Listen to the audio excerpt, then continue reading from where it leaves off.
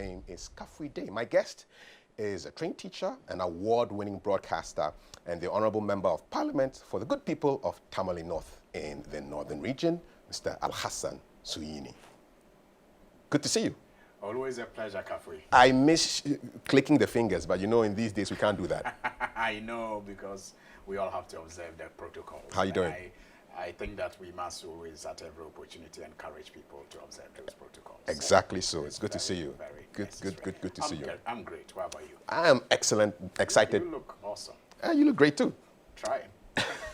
Why should the good people of Tamale North make you their next MP on the 7th of January, 2021? Well, that's an interesting question, Kafui. I, first of all, remain eternally grateful to the good people of Tamale North for that opportunity they gave me in 2016 to represent them in the August House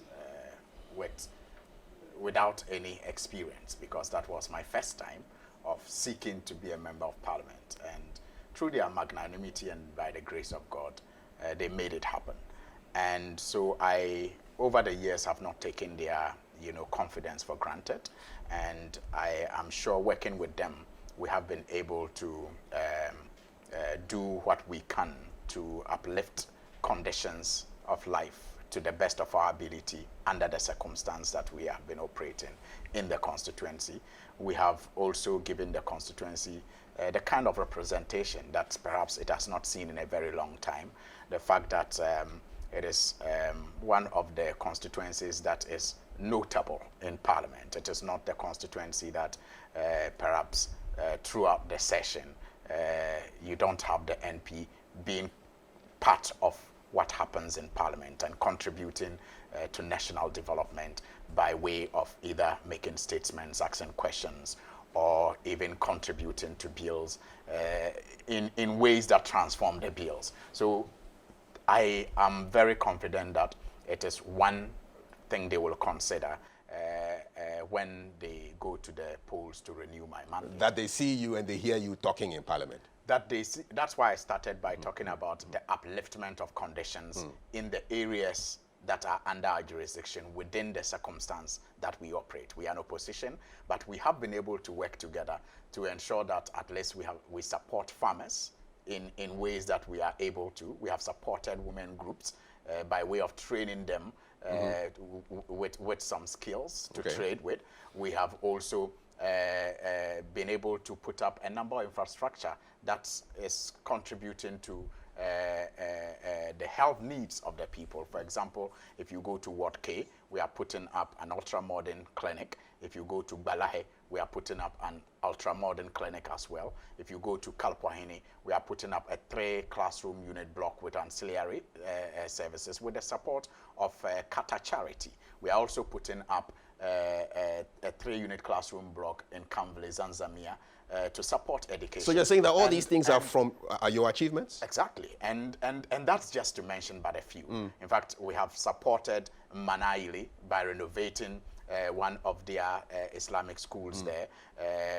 We have also put a wall that was badly needed around, public place of convenience because of the inconvenience. I mean, it was cited in the community, and the inconvenience that it created was so much. We put up this, a big wall around it so that at least everything that is done at that public place of convenience is kept there and does not, lead to insanitary conditions around the people who live there. We have done same in Fo. And we have also been able to support the palace in Kamvle. It's one of the biggest palaces in my constituency, with a place that you can call a reception center for the. So we've done so many things that we believe are impacting in the lives of the people together. And that is my tagline: possible together. Possible together. We have achieved all of this together. So apart from this, I'm also saying that the kind of representation that I give them in Parliament is one other thing I'm sure they will consider. Apart from all the things we have achieved together that are changing lives, impacting, in our everyday life, the kind of representation is something that I believe that they will consider in renewing my mandate. So, I mean, that's all well and good. And I know that the Member of Parliament also has to, apart from representing his people, also has to make laws and also has to safeguard the public purse, also has to watch to see what the president and his men and women are doing, and oversight, and also deliberate on policy. In terms of laws, and that should be the fundamental role of an MP, what laws have you helped to bring about that will help the people of Tamale North? Well, maybe I'll take advantage of this question to do a little education. Our system of governance in this country is not like that of the UK or the US. We have a hybrid of the two. So it is quite difficult for you to have a law in the name of an individual member of parliament, unlike you have in the UK. What we have here is that laws are usually, generated and sponsored by the executive through bills that are brought to parliament. The role that the MPs play is that at the committee level and even on the floor of the House, you can tweak and, add on or remove from the law that the executive brings. But at the end of the day, it is the executive bill. So have you tweaked any of those laws? Yes, an individual member cannot sponsor a bill, a law, and get it passed. I get that. So even before coming here, Kafui, I was on the floor of Parliament. I am a member of the Committee on Lands and Forestry. And so we are considering currently the Land Bill. And the Land Bill is supposed to streamline land registration and possession and transaction in this country. We all know the troubles that we have as a people when it comes to land management. Now, this bill, when passed into law, is supposed to solve many of the problems that are associated with, the management of land in this country.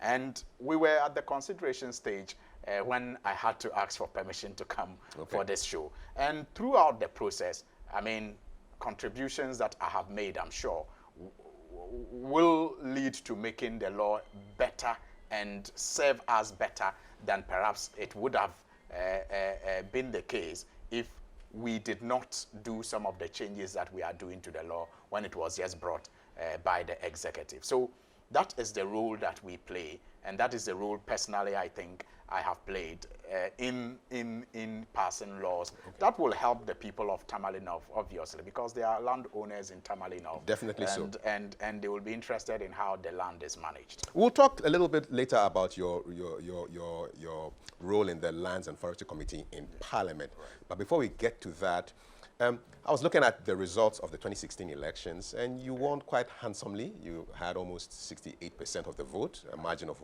over 15,000. Now, are you sitting pretty ahead of December 7, 2020? Do you feel that you are untouchable? No, every election is unlike the previous. I don't think that there is any direct correlation between a previous election and an upcoming election, because at the end of the day, when you go to the polls, the 15,000 plus margin that you speak of is not going to be in the ballot box before voting starts.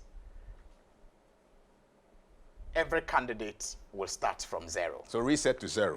Every candidate will. And it's tougher for you because you are in opposition now, so you don't have the weight of a party that is in power to help you. True. The challenges are different. True. But you how see, do you deal with that? The advantage that perhaps I may also have is that when I was in government, or when my party was in government, even before I was made an MP, the people were witnesses to some of the achievements that together I was able to initiate and in some cases complete with the government support. Now, in the last 3 or 4 years, we have been living under a new regime. A regime that is also interested in having someone represent the constituency, but a regime that can hardly, claim credit for any successes in the constituency. So the people now understand that if they gave me 68%, It means that they gave my party, the NDC, and its flag bearer 68%. And perhaps if this time around they make it 80%, it can help that party that knew about them and gave them projects and developments to come back to power.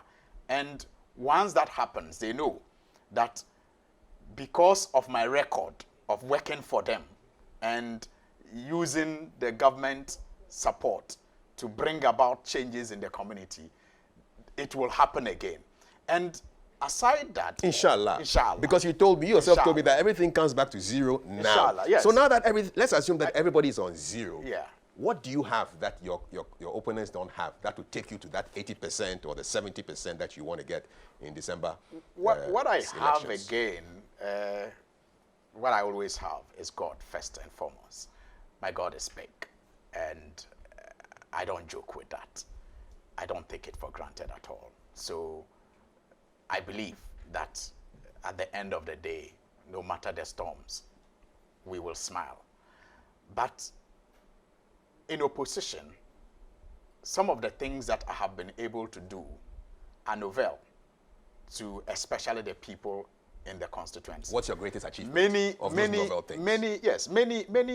Many people will testify that in the past, the members of parliament that they had, even when they were in government, gave excuses about certain needs that the people hoped they will attend to, either because the government was not helping them or because they were in opposition, they were unable to do it.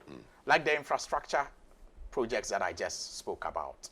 I mean, not many MPs who had the opportunity of even serving at a time that their party was in government in that constituency could do some of the things that I've been able to do. Okay, so but even in opposition, the people see that the you've done efforts that something. you are making. Okay. The fact that at least every 3 weeks maximum, I am with them in the constituency. No matter where they are, in whatever condition that they find themselves in, I am with them in the constituency. At least, at most, I must say, at most every 3 weeks. Okay. Do that sometimes weekly. And it is not like a constituency that is just a simple drive away from the capital. It is a constituency that, if you are going by road, you will take 9-8 hours to do. So But you are visible. I'm still visible, you're on the ground. and you are doing things on the ground. And by His grace, Okay. we are also achieving some level of, transformation Okay. for our people. Thanks for that. Let's shift the spotlight away from Tamale North to the bigger picture, to Ghana, and to the performance of the person who is at the head of affairs right now. So the president and his government. What's your brief assessment of them so far? Well, so far, I think that it is clear to many who want to be objective that we have a government that is not only disappointing, but arrogantly dishonest. I wouldn't expect you to say anything else because you are from the opposition. I wish I didn't have to say those things, but I'm also saying them because there are so many examples that point to the fact that they have, one, been a disappointment even to their, adherents and supporters. That's evidence. I can give you names of people who are disappointed. So I'm not just saying that because I am opposition. I'm saying that because it's true. And then arrogantly dishonest. I can give you countless number of examples. Currently, we are, on this debate over whether or not there's a need for us to have a new register before we go for the elections or not.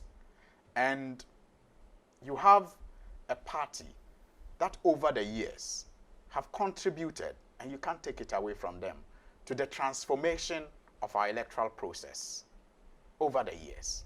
How have they done that? They have done that especially when they are in opposition every time, by calling for changes Like when we moved from opaque ballot boxes to transparent ballot boxes, it was when they were in opposition they asked for it, campaigned for it, got civil society support. They asked for the register to move from thumbprint to pictures to color. All the they have done that. Even the biometric register we did in 2012 was at the instigation of Dankwa Buzia tradition. Dankwa Institute started, the NPP followed, the civil society followed, the chiefs followed. And in the end, the party in government found the budget to do it, even though the party in government at the time didn't think it was necessary. So they will say they are furthering democracy and they are introducing innovations that have helped Ghana's system. Like I said, you can't take it away from them. They have done that. But the arrogance comes in whenever they are in power and others call for reforms. The arrogance with which they treat such calls for reforms or for, for reforms not to happen. Today you have the chiefs saying one thing, you have the civil society organizations saying another, you have all the political parties saying another, but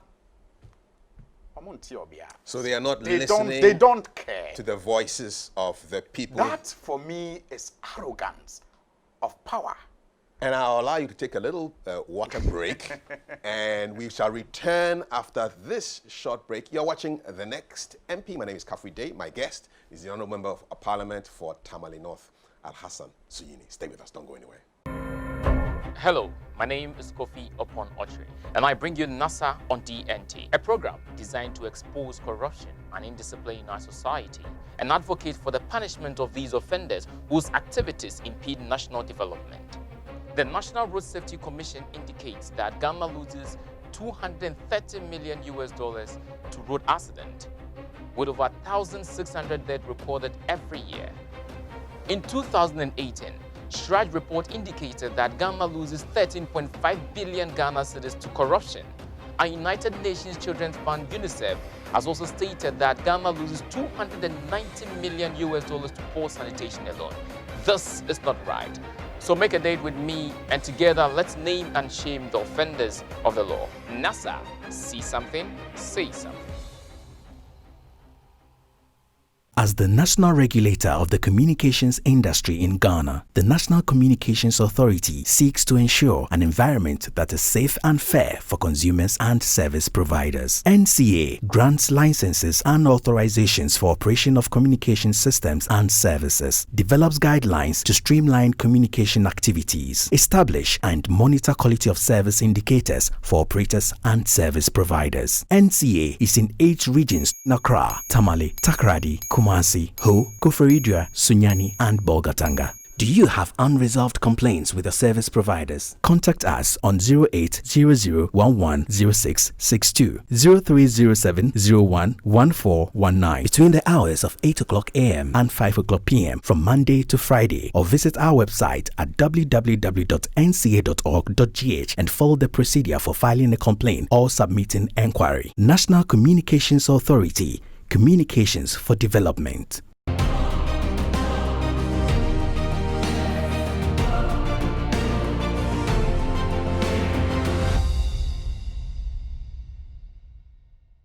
You're watching The Next MP. My name is Kafui Dey. My guest is the Honourable Member of Parliament for the good people of Tamale North, Mr. Al-Hassan Suyini. Will he be the next MP come this December 7 when we go for the polls, and then on 7th of January 2021 with the investiture of the MPs? We'll find out. Only time will tell. Mr. Suyini, you are not happy with the performance of the current administration. You feel that they are arrogant when they are in power and are introducing reforms that Ghana has absorbed in the past, especially when they were in opposition. But what they're doing, is it illegal? Well, you see, there's one thing about doing what is legal, and there's another when you are doing it, when you are doing the legal thing the wrong way. Now, I use that as an example to illustrate, you know, the arrogant display of power. But it is not the only example of arrogance that you see from this government. One man's arrogance is another man's confidence. No. Yeah, it just depends on how you see it. It depends on how you see it. Yeah. It depends on how you see it. But you see, when it comes to governance, that's why we speak of stakeholders and the role that stakeholders play.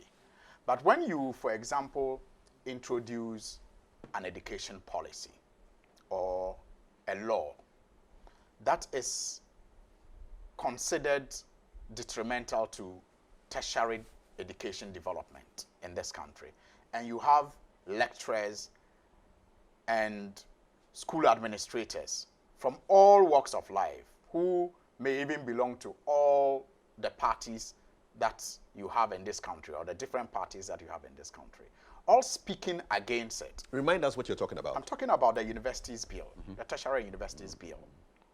And yet, you don't seem to give a hoot. When you tell people that you are going to construct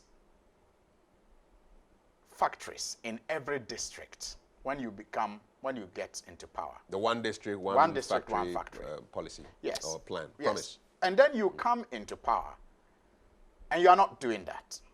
And you don't even have the presence of mind and the respect to admit that you are not doing that. But shouldn't you be happy? Shouldn't you be happy that your opponent is not fulfilling their promises, so that you just campaign on it? You should be happy. Nobody is happy that Ghana is not getting better. No, but you want power. You want power. I want power to transform this country. And if a government that I don't belong to is failing, it doesn't make me happy. It makes me sad. It makes the opposition happy. No, it doesn't. It only makes the opposition's work more difficult, because what it means is that when you come into power, you are going to have to spend more time and more resources and more energy to correct some of the mistakes that the governing party is doing. And that's the same argument that the current administration will say, that they say they spent a lot of time fixing issues that were broken because of your administration. What are they fixing? They told us that we were borrowing too much and that they were coming to fix that. Not so. Dishonestly, they have tripled borrowing. Arrogantly, they won't even admit to it. They still will use words as if to say that the people are not intelligent. They told us the exchange rate was that high when it was not even up to 4 cedis, 50 pesos to a cedi. Today it's gone beyond 5, getting to 6. Arrogantly, they won't even concede. They use words to explain to us. They told us fuel was too costly. A gallon of fuel for 20 or 21 cedis was too high. Today, we are almost paying 30 cedis for it. So that is not fixing a broken system, because if 20 was broken, you can't tell me 30 is fixed. 30 should be more broken, eh? Obviously. Super broken. Super broken. So you seem to have a problem with the way they go about, because you've kept repeating, they said it arrogantly, and so if they were to say, we are sorry. If they were to say, we are sorry, would you be happy? If they said, we are sorry, we misjudged, we were outside, we didn't know what was happening, now we are in the kitchen, we realize the kitchen is so hot. I was just going to give you that example. We are sweating, we are sorry. I was just going to give you that example. It worked for President Kafui. It did. When President Kafui won the 2000 elections, one of the first things he did was to apologize to the people of Ghana for some of the promises he made. Because having taken over the helms of affairs, he realized that some of the things he thought the former administration could have done easily are not doable easily like that. And so asked for Ghanaians to tighten their belts. Ghanaians, being the forgiving people that they are, they understood that this was an honest man who wanted to do right. And so somehow they supported him. But what we have in President Akufo-Addo's government is propaganda, dishonesty, deception, making us, they shift the goalpost and they want us to accept that. That is what they told us. We didn't listen to them well before voting them into power. For example, Are you I just told are you. you disappointed? I mean, before you became a politician, Yeah. you were probably sitting in the seat that I'm sitting in right now. You know, Right. illustrious career at Radio Gold, City, Right. Metro, Right. Diamond. Right. Are you disappointed? Are you impressed with Ghanaian politics now that you are actually in the helm, in the thick of affairs? Are you impressed? I got involved because I was disappointed. And I thought that sometimes it is not just okay and enough to sit aloof and be disappointed about the system when you have the opportunity to get involved and contribute the little that you can to perhaps sanitize or improve the system. Since I've gotten involved, I've had, several reflective moments. I've had what I will consider mixed feelings about our politics, about our future as a country, and about the roles that each of us are supposed to play and how well we even know the roles that we are supposed to play and expected to play. So for me, it's a reflective thing. I'm still undergoing that process of reflection. Has the film come down? I won't say it has come down. It's like a drawing board. My understanding and my perception of issues are beginning to reform for the better. But it is because I am better informed and I have hands-on experience now that illustrates to me what may be wrong with our system. So the moment I am in now is reflecting over all the information that I have and perhaps thinking of what next, the way forward, how to get to that way forward. So the vim hasn't come down. You can say it has been harnessed for perhaps proper direction and movement. Do you see your role as a member of parliament to be effective? You spoke earlier about how in Ghana, the MP's role is not the classic one you have all around the world. Our hybrid system hamstrings you in a way. I mean, if you were to advocate for any changes in your role, in your job as a parliamentarian, what would those changes be? To make you more effective? I think that I like the British system. If we could go all British. Why can't we have a Ghanaian system? Exactly. We are trying the Ghanaian system, but Which one is the Ghanaian system? Poto, the mix? yeah, just the mix. You see, it is workable, but we need to spend, in my view, more time on education, and the MPs will not be the right people to do that sort of education that is required. Let me give you an example of why I think education is key. People are very familiar with the MP's Common Fund. This is the budget that is allocated and shared to members of parliament. MP's Common Fund. MP's Common Fund. You go to the constituencies, MPs are emergency numbers. That's how I tag us. Yes. Anyone who has an emergency in the constituency is likely to look for the MP or his number. What was the or her request number. for the most recent emergency call that you received? What did the person ask for? There was this funny one. There was this funny one that. Or the most exciting one? In fact, it was. I think it was a text message. I still have it here. I could share it with you. The request was that he needed my help to get some contact within the National Lottery Authority, so that they can give him some too sure banker to stake. Oh, I see. So that he can solve his problems. He doesn't need money from me. Just a contact. Yeah, he just needs me to get him a contact so that they'll give him too sure to stake. But people ask, they ask for. Those are some of the ridiculous requests. But you have the weddings and school fees. Those ones are the normal ones. Okay. I'm telling you the abnormal. That's why I give you an abnormal example.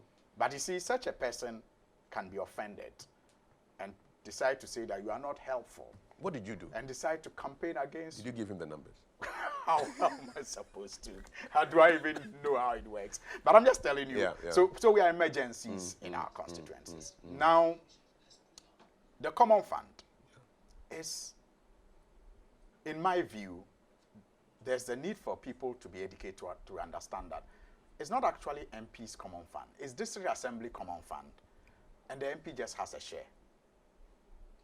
Because as an MP, you sit in the assembly. Yes. So, but the with fund, other members, the fund, that budget, is allocated to the district assembly to carry out development for everybody. Okay. But there is a 5% share for the MP. So you can imagine, out of 100%, people focus more on the 5%. That comes directly to you. That comes to the MP. Okay. It doesn't even come directly to the MP.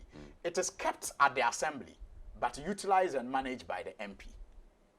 So you have, for example, 100,000 for the assembly's development for 4 months.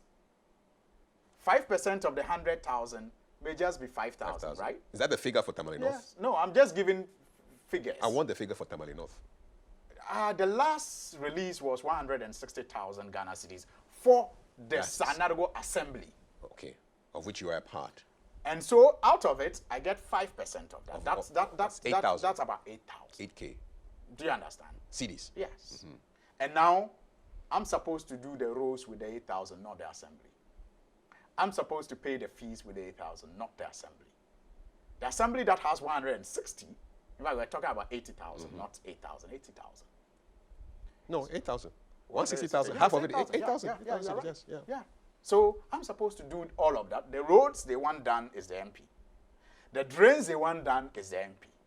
The school fees they want you to pay is the MP. The loans they took and they are not able to pay should come from that. But it's the MP who on the campaign trail says, I'll do roads for you. It's the MP who says, I'll build you schools. Fantastic. It's the MP who says, I'll build you hospitals. Fantastic. So now who costs him? Fantastic point. It is true that the MPs during campaign commit themselves to do some of these things. But let me give you an example of the reason why I think that we should have education. Yes, it's the MP's role to ensure that the people get their share of the national cake. It's the MP's role, not so. So if the MP is well representative, I mean, it's a good representative of his people, he will be able, especially if his government is in power, to influence budgetary allocations. And unfortunately, your government is not in power. If your government is not in power, that's a different thing. That's why I am able to get in touch with NGOs like Qatar Charity. Okay, so that's a plan B. You speak to NGOs, CSOs. Because the MP is part of development in the constituency. You can't say the MP doesn't have a role to play. But I'm saying that in every place around the world, central government leads in development and all others follow. Like MPs, like NGOs, they follow. But when you have a situation where the focus is on the MP and not the central government, then it calls for education. For people to understand the supporting role of the MP. So if the MP says, if you elect me, I will ensure our schools are done, our roads are done. First of all, you need to assess the ability of that MP once he becomes an MP to influence, for example, government budget allocations to education or health. Will the MP be placed properly once he goes to Parliament to be able to request when budgets are prepared that allocate this amount of money to do this road in my area? If you don't have an MP or a person with that charisma, with that character, or with that opportunity, he'll just warm your seat in Parliament for you and perhaps come back and give you excuses. So from what you are saying, if Mr. Mahama had won the election in 2016 and you, of course, had won you won your seat, the story would have been different. You'd have been able to Absolutely. to do a bit more because Absolutely. your government is in Absolutely. in power. Absolutely. You see, and at the time that I was even, you know, a candidate, I demonstrated it a little. Okay. By way of, you know, initiating some projects through lobbying of central government. The interesting thing, however, Kafui, is that at the time, my opponent, who is now on the ticket of the NPP, was the incumbent MP. And his rebuttal was that, oh, I'm lying. I am not an MP and I'm not a DCE, so how can I be leading projects in the area? But yes, I wasn't MP, I wasn't DCE, but my government was in power and I was close enough to the corridors of power So you to can lobby, influence it. and then you can make it The happen. interesting thing or the irony is that today, at the time he spoke that way as incumbent MP, he was an independent MP. Today, he is on the ticket of the NPP as their candidate. He's joined the NPP, and he's on their ticket as their candidate. And now, he goes around telling people that every government project that is done, he's brought it. Okay. When he's not MP, he's not DC. He wants your seat. He wants your seat. But he should be honest. I like honest. Briefly, He should tell the people that I lied to you when I said Honorable Sohino couldn't do that because he wasn't MP or DC. It can happen. Yes. So he has learned maybe a useful lesson. lesson from me. Okay. That is, if indeed those projects are connected to him. I know they are not. I'm sure he's they watching. Are assembly projects. Some of them, in fact, just a few of them. All right. You know, but that's the I'm way sure it goes. the people are, That's the way it goes. are discerning. And they are watching. Briefly, before we jump into that break, so a lot of members of parliament have been speaking against corruption. I've seen your posts on Facebook and Twitter speaking about it, and it's all talk for us watching. How should corruption be dealt with? As an MP, how do you guys do it? Well, first of all, I am a member of an association in Parliament. It's an association that is made up of parliamentarians across the world. And we are MPs against corruption. APNAC, that's the name of the association, APNAC. You know, Association of Parliamentarians Against Corruption. And that is one way of contributing to the fight against corruption, because you need advocacy. You need people to understand the devastating consequences of corruption on all of us and how together we can win the war against corruption. So it's one of the reasons why I am a member of APNAC, to do advocacy against corrupt practices.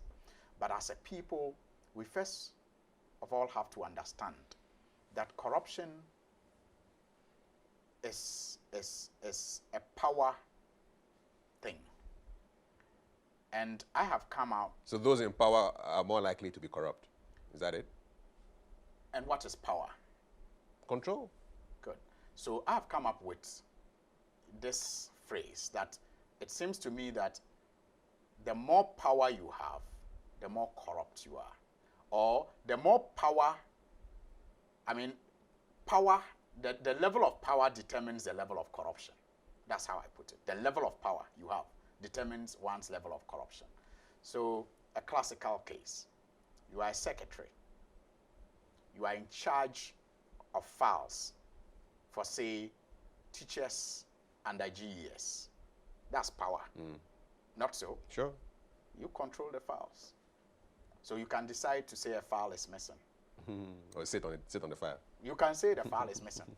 And so if a teacher who wants the file for promotion comes and wants the file and you claim it's missing, that's the power you are exhibiting right there. How do we rectify this? The teacher may offer to pay you maybe 50 Ghana cedis and the file will be found. Okay, like a release fee. Like a release fee, and the file will be found. You may not think it is corruption, but you are playing with your level of power. Tomorrow, if those two people, maybe the teacher paid 50 Ghana so that he could get the promotion that will earn him 500 Ghana. Not so. So he didn't see any, difficulty paying 50 because he knew that once the file got to his hand, He will be processed for promotion and he will get 500 Ghana more. Tomorrow, change their status. In my view, that's what it is. That's what our corruption in this country is about. Change their status. Make the secretary a district chief executive. The secretary who can hide the file, make him a district chief executive. And the teacher who will be willing to pay the 50 Ghana for 500, make him a contractor in search of a project at the district worth 50 million. That secretary who didn't see anything wrong taking 50 Ghana is now in control of a project worth 50 million. What do you think she would do? And I want you to think about your question, because I'll ask you for a solution after the break. You're watching The Next MP. My name is Kafui Dey. My guest is the Honorable Member of Parliament for Tamale North, Al-Hassan Suyini. And when we return, if you didn't know that he was a class teacher before, well, I'm telling you now, he's going to go through a marking exercise. So you stay tuned. This is The Next MP. Hello, my name is Jermaine Nkrumah. For decades, leaders in Ghana have been complaining about brain drain, referring to the mass exodus of Ghanaians into foreign lands. The good news is lately, that brain drain has actually evolved into what many refer to as brain gain. In other words, Ghanaians left and have acquired new skills, and they are now available to come home to help with national development. In fact, here at DNT, we insist that there is nothing that Ghana needs done towards her development that she cannot find a Ghanaian to do, be they at home or from somewhere in the world. The question is there a role for Ghanaians abroad to play in Ghana's development? If the answer is yes, then we have to ask ourselves, what are the measures that have been put in place to facilitate their return home to help with nation building? Join me on Diaspora Weekly every Saturday at 9 o'clock in the morning as I engage Ghanaians, be they at home or abroad, as we analyze the topical issues and relevant issues pertaining to how diasporans abroad can come home and help with nation building. My name is Jermaine Nkrumah, and this is Diaspora Weekly.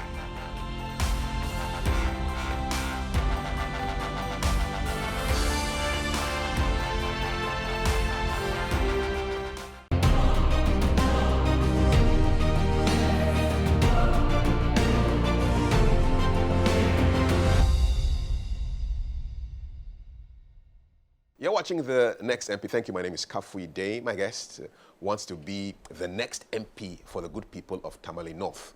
Come January 7, 2021, he is Mr. Al-Hassan Suyini. And it's been a very interesting conversation so far, talking about the issues that matter to not just the people in your constituency, but the whole country. And we were talking about the solution to corruption. You gave a really interesting scenario. What is the solution? So the solution is for all of us to admit our roles, no matter how significant or insignificant they are, in making our country as corrupt as it is. The assumption or the notion that people in power, and power restrictively defined. People like you, you're also in power. That's the restrictive definition of power. Are the corrupt ones, is the reason why over the years, every time we change people for being corrupt, those that we replace them with 10 or seem to be even more corrupt. But we have grand corruption and petty corruption. We need to punish those who indulge in grand corruption to serve as an example to the people on the ground. Absolutely. Yeah. But you see, if you are always at the top, punishing and dealing with grand corruption, whilst breeding petty corruption, you have a long way to go in dealing with corruption. Because it's like cutting off the head and growing new heads every time, and the heads gets bigger, and you keep cutting, and you keep cutting. Because we are a product of our society. We, those in this restrictive definition of power, that is political power, we are a reflection of our society. People are not plucked from heaven to become MPs. They are not plucked from Mars to become presidents or ministers. They come from amongst us.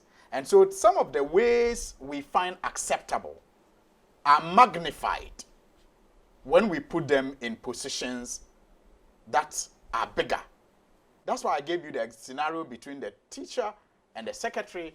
When you make the teacher a contractor in search of a project, that petty corruption that he engaged in is going to be the motivation to engage in that grand corruption. So what's the magic bullet, briefly? How do we solve this? We've talked about it. We need to punish. Okay. And we need to punish at every level. Because if, for example, a secretary is sacked at GES because consistently there are reports of her taking 50 Ghana cedis, a lot of us are going to say, oh, but we're in Sue. It's too small. But that is where it starts. Okay. So we need to punish. So punish. Punish. And don't restrict punishment to only grand corruption. Okay, so punishment is the way forward. Now, I know you probably may miss your class teacher days because you were a class teacher back then, yes. So, but I'm going to bring it back to you now. We're going to go on a little assessment exercise. So I want you to rate the current administration on a couple of issues, yes. So on corruption, what's your rating for them on a scale of 1 to 10? On corruption, I associate with the Transparency International report. It's worse. It's terrible. Everywhere. And the president, unfortunately, is a chief clearing agent. He seems to be patronizing corruption. And a lot of civil society organizations, especially in the field of the fight against corruption, are quite disappointed in a number of interventions that he has made that they thought did not help the fight against corruption at all. So it's terrible. It's bad. Media freedom. Worse. You are saying this because you used to work at Radio Gold. No, I'm a media person. Does it pain you? How much me. Does it hurt you that Radio Gold is no longer on the air? It is not just Radio Gold. Mantambo Radio is off. You didn't work at Mantambo, did you? XYZ is off. I'm talking about Radio Gold. It hurts me that there seemed to be a systematic attempt to create a certain uniformity, media uniformity. If you read the NCA's justification, they said, listen, you must operate with a license, which is valid. Yes. So if they did not have a valid license, what's the justification for your disappointment? Regulations are what they are meant to do. You just talked about punishment. I talked about, yes, I understand. What I'm saying is that regulations are to reform a sector. Not so. It's to reform. And that is why many radio stations and television stations will tell you that in the past, they all, one way or the other, have fallen foul of the regulations. But what happens is that you are given opportunities to correct, the infringements so that you move on, because it is a growing industry in this country. Remember, the media freedom we are enjoying now is young, just as young as our democracy is. If your presidential... Kafui, the attempt over the years has been to support the media to grow and not to clamp it down. If your presidential candidate wins the election, will you resurrect Radio Gold? Obviously. I mean, I don't think that any radio station must suffer unjustifiably. I don't think so. And you see, the media, there's this international organization, Freedom House International. They have done a research. And perhaps those of us or who are lovers of media, we must make time to read that and see the role we should play to defend the encroachment on the media. Okay. Because that report highlights that many governments no longer brutally and frontally attack journalists and media houses, that they use regulations now. In the name of regulations, they create a certain uniformity of media that they are comfortable with. And that is what I see happening in this country, unfortunately. So you're not happy with it? So it is terrible. So you're terrible and grading again, for media freedom. international agencies have said so. Ghana has slipped. Infrastructure development, what's your ranking? Poor. In fact, if you look at the budget, the amount of our, the quantum of GDP that is allocated to capital expenditure is woefully inadequate. It has gone down drastically compared to the previous regime. I think about less than 3%. 88 hospitals are coming. That is the propaganda and the dishonesty I spoke about earlier. Every district was promised a hospital by Nana Akufo-Addo, the president. Every district. He said once he becomes a president, all districts without district hospitals, we'll have. I didn't hear that from. I had one D, one F. I didn't hear one district, one hospital. It's in their manifesto. Okay, all right. It's in their manifesto. It was promised. I think page 44. Oh wow, you know it Yes, that it was deeply. in their manifesto. Page 44. Yes, I'm very sure about that. Economic empowerment. Do you understand? yet you wait until Corona, and then you are left with 1 year to go, and you come and tell us we are doing district hospitals. We'll talk about Corona pretty soon, but Anyway. Economic empowerment. What's your ranking? I don't know who they are empowering where. The people who, the vulnerable, I've seen the banks that they are collapsing, ministry for the business small, development, the medium to helping the small. disabled, helping the young business people. You've got all kinds of youth schemes, gender-based schemes, schemes for the disabled. Come on, there must be some positivity. The youth enterprise support was set up and launched by President Mahama, and money voted, and it started work. All they have done is to change the name from youth enterprise to NEIP also. National Entrepreneur something. That's all they have. A rose is still a rose, no matter what you call it. Yeah, but that is not anything that is significant, because they said that was incompetent, and so they were coming to do something better. If competence means changing the name and still doing the same old thing, then I don't know. I like to be called incompetent. But that incompetent type. But what I know, Kafui, is that so many people have lost their jobs. They have had to change their children's schools because they cannot even pay for the fees of the schools that their children were attending. People have had to move from homes that they were living in because they can no longer afford. But there are people as a result of government reckless action to rein on financial institutions, not just banks, but the loan schemes that operated in this country, creating, so many job losses. In other words, killing Ghanaian enterprise. You're not happy with the economic empowerment killing issue. Ghanaian entrepreneurs. Okay. How many banks do we have now that are Ghanaian owned, that are indigenous? None. Yes, a few, a handful. You can count them. Education. Education is in shambles. Free SHS is working for people who couldn't take their children to school. It was a trump card, and it brought the president into power and his party. Free SHS. Can you argue against free SHS? Remember, the NDC's opposition to free SHS was not that it was bad. The NDC didn't say free SHS is bad. NDC said, yes, we agree with free SHS. After all, it is in our constitution that education must be progressively free. So we agree. Where's the but? But the but? The but was, if you do it the way you want to do it, you will destroy our education system. Is that what is happening now? Green track, red track. Is that an improvement of our education system? You've got to handle the situation in such a way that you get people to go to school. The thing is to get people to go to school. So you shift it, and you've got to be innovative. That is the argument they give. We said that you can achieve the same results without breaking the box. Is the box broken? That's how come you had to introduce a stopgap measure. But it's not forever. It will end at some point in time. Well, you could have still achieved free SHS by expanding infrastructure like the NDC started and doing it progressively. So you don't have to break the box and introduce a stopgap measure. All right. That will, in the meantime, affect education. So you're not happy with education. In one word, handling of COVID-19. One word. Reckless. Management of the economy. One word. Reckless. Who is your political mentor? Don't tell me reckless. Let's take it home now. Just tell us, who brought you into politics? We've done the assessment now. It's all over. Let's talk about, yes, who do you look up to? Who's your political godfather or mentor? It's difficult for me to pin it on one person. I get influenced variously by different top three group of people. Nelson Mandela, at a very young age, I started following his politics. I loved Obama and President Rawlings, obviously, influenced my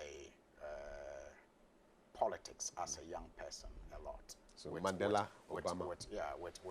With his identification with the masses and the people. Okay. So from the top of my head, if you don't want me to add Osaji for Dr. Kwame Nkrumah, Okay. I'll stick with the three. So Mandela, Obama, and JJ. And JJ Rawlings. Okay. Yeah. Talking of home, I read how your wife last year wanted you to, just leave politics. Does she still think that way, or she's now adjusted to being the wife of an MP? No, she hasn't. She hasn't adjusted yet. In fact, it's been, even I think last weekend we're talking about it at home with my siblings. It's still something they tease her with. What do they call her? I know for a pastor they say Sofumami, so what do they call you? MP Yeri or what? What do they call her? No, well, yeah, the MP's wife. MP's wife. That's, yeah. But it's not a field that she thinks I like my nature, suits. But Does she get hurt when people are attacking you and insulting you? Because politics can be dirty. in fact, I don't think she worries about that much. She worries about how it stresses me. Okay. About how the job stresses me. But you look Not relaxed. about how, well, that's the thing. I mean, you can't hide certain things from your wife. You share the home and the room with her. Yeah. So if you put a strong face out there, that's always a point that one has to break down, and and there's someone real. you break and be real. Yeah, And so yes, her problem is with how it stresses you, and not the insults. I think she worked in the media, so she understands the insults and the heckling and the up, and that one she understands it. Yes. But it is how the job stresses you, and she sees that it's making you into a person, a different person than you used to be before you joined politics. And so every now and then she has to draw your attention and caution you that, hey, Take it easy. Take it easy. And finally, for your two princesses, I mean, what do they think of daddy being an MP? Well, I'm sure they are too young to understand what is going on. I mean, the first one will wonder why you always will go to Tamale every weekend. Is it grandma you are going to see every time? Why is grandma not coming? You are always going. That is there. working. Yeah, and when you say you are working, she doesn't understand how that is working. And then you tell her you are going to work, and then maybe she puts on the television and she sees you. You get back home and she says, but Daddy, you said you were going to work and I saw you on TV. She doesn't understand. She doesn't understand. She will work. understand soon. Yeah. Listen, it's been great talking to you, the Honourable Member of Parliament for Tamale North. Brief message to your constituents as we wrap up this show. You want to be the next MP come January 7, 2021. What do you tell them? Well, I just want to, first of all, thank them for the support that they have given me over the years and the opportunity that they gave me to represent them in 2016. I don't take it for granted. I don't take it lightly. I will remain eternally grateful, and it is my hope that based on what we have achieved together and what we are focused on achieving in the future, I will get their mandate again. I promise to serve them honestly, diligently, and with all the humility that I can gather, like they know me to be. I thank them. And I thank you so much. It's been a real pleasure. And that was the Honourable Member of Parliament for the good people of Tamale North, the Honourable Alhassan Suyini. And my name is Kafui Dey. Till the next time, keep watching TNT. And I'll see you again for the next episode of The Next Day.